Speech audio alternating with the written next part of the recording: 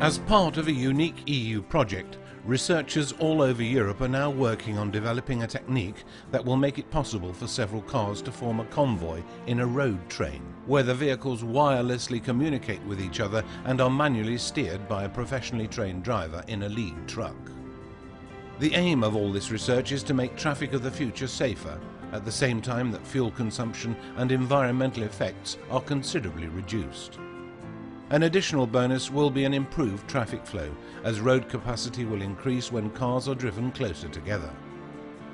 As a driver inside the road train, it will be quite possible to read the newspaper, watch TV, make phone calls, or even eat breakfast on the way to work at 90 kilometers an hour, without having to hold on to the steering wheel. The car drives itself. We're looking at getting platoons onto the public highways. That's a sort of core mission statement, if you like. We won't necessarily achieve it in this sort of time frame of this project, but that's an aspiration. We're looking at understanding the challenges that are relevant and appropriate to getting those platoons working on public highways.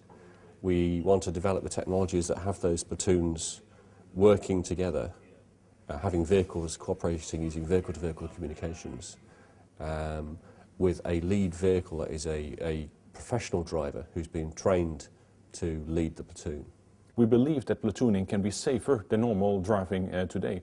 However, the technology has to be such that it doesn't cause more problems than it solves. So we're trying to understand what can go wrong with the concept of platooning. And that may be things like the platoon is, the first car in the platoon is about to have an accident. What would be the consequences of the following cars, and how can we solve it and address all these issues? There are many practical problems that must be solved before the road train can become a reality. And this is not just a question of new technology. New laws and rules will be required to regulate how road train traffic shall be accomplished and applied in purely practical terms.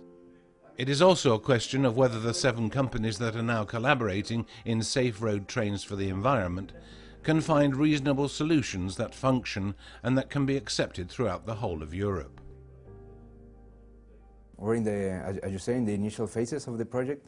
We are considering everything that could be hazardous, everything that could happen, anything. The aim of the project is to drive very close to the vehicle in front to save on fuel economy.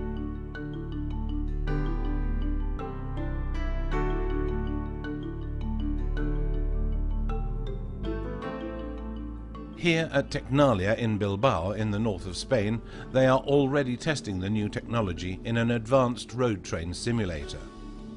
Amongst other things, the aim of these tests is to find out how drivers experience being so close to another car travelling at 90 kilometers an hour without actually driving themselves.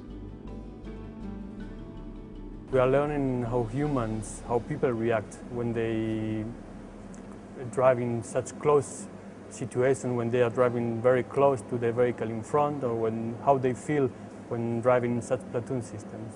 There are some reactions that are different as we had expected. There are lots of people trusting completely the system and they think they will use it in the future, and other people they do not trust at all, and they have to be convinced of the working of the system.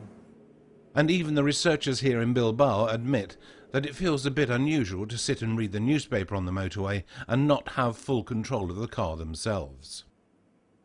Well, now I feel quite nervous, but for me it's really good because I never have enough time to read the newspaper. But you feel safe? Yeah, but I prefer look at a road and not read the newspaper. But yeah, I feel safe, of course. Later this year, they hope to be able to start real tests between a lead truck and one following car.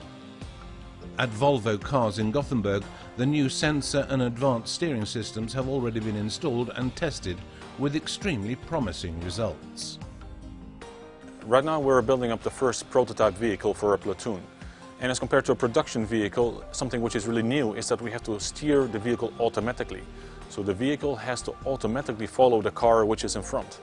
And what you can see here is that we are detecting an object in front of our vehicle and that the steering system is automatically steering the right direction so that we can steer automatically.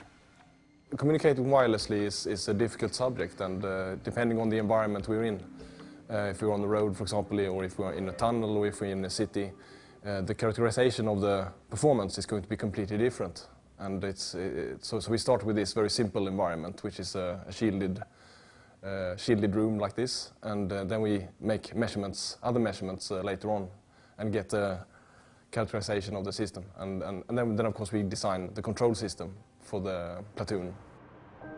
Safety is, of course, one of the most important aspects of this project, which is why very stringent demands will be made of the lead vehicle and its driver.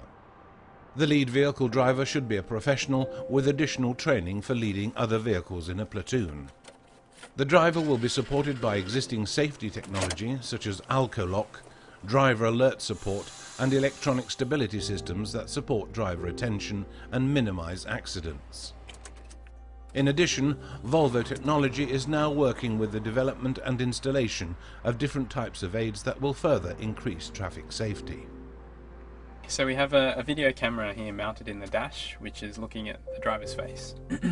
And we also have infrared lights in there to provide even illumination across different external lighting conditions. Then we have a computer which is processing the images and trying to track your face.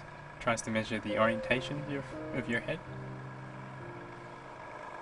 For example, we have a driver monitoring system from another European project called HAVIT, which detects if the driver gets distracted from traffic.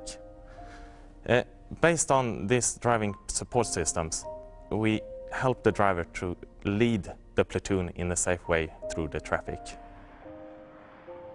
But researchers also believe that it will take a long time for motorists to accept and really trust that this new technology is really safe. You need to rely on a system.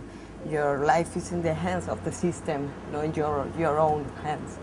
So from my point of view, I think that we need a lot of time to educate or to train the people and to finally that they accept this kind of systems.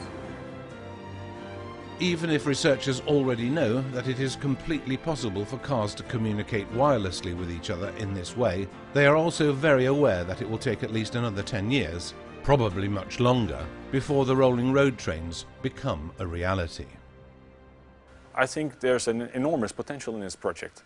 I think the concept of platooning in one form will appear in several years from now. But already in shorter term, I think we will see spin-off effects where we can have cars drive autonomously. For example, in low speeds, in traffic jams, where the car can autonomously follow the car in front of you.